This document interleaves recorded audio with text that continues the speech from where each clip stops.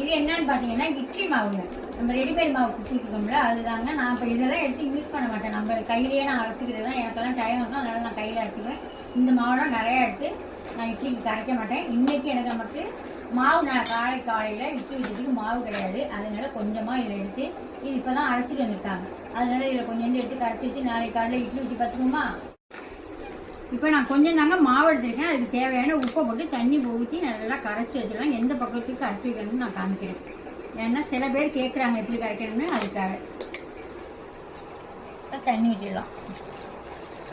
கொஞ்சம் தண்ணியாகவே கரைச்சி வைக்கலாங்க. ஏன்னா இது நம்ம ட்ரையான மாவு தானே. இது நல்லா ஊறுனுச்சுன்னா நல்லா கொஞ்சம் கெட்டி கொடுக்கும். அதனால சொல்கிறேன். எந்த அளவுக்கு நான் கரைச்சிருக்க பார்த்தீங்களா. என்ன தோசை மாவு மாதிரி இருக்குன்னு நினைக்காதீங்க. நான் காலையில் காமிக்கிற மாதிரிங்க நல்லாவே ட்ரை ஆகிடும். ஏன்னா இது வரட்டு மாவில் அதுக்காக தான் தண்ணி நிறையா சேர்த்து இந்த மாதிரி கரைச்சிக்கோங்க.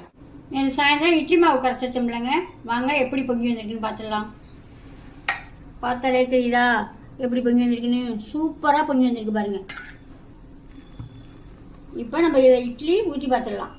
இப்போ இட்லி ஊற்றி வச்சோமா வெந்துட்டான்னு பார்க்கலாமா. சூப்பராக வந்துருக்கு.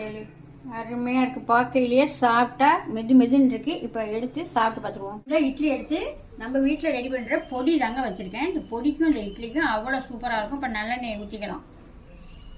நல்லெண்ணெயை ஊற்றி சாப்பிட்டு பார்ப்போம். எனக்கு எண்ணெய் ரொம்ப பிடிக்காது, அதனால் நான் கொஞ்சமாக சேர்த்துக்கிட்டேன். இட்லியை பார்க்கையிலேயே உங்களுக்கு தெரியுங்க எப்படி இருக்குன்னு. நம்ம ரெடிமேடு இட்லி மாவு நல்ல ஒரு சாப்பிட்டா பூ மாதிரி இருக்குங்க இட்லி. அருமையாக இருக்குங்க. இந்த இட்லி மாவும் நம்மள்கிட்ட ரெடியாக இருக்குது. யாருக்கு வேணுமோ. மற்றபடி காம்போ ஆஃபர் போயிட்டுருக்கு. மறுபடியும் ஃப்ரீ ஷிப்பிங் போயிட்டுருக்கு. எது வேணுமோ மேலே நம்பருக்கு வாட்ஸ்அப் பண்ணி வாங்கிக்கோங்க. பாய்.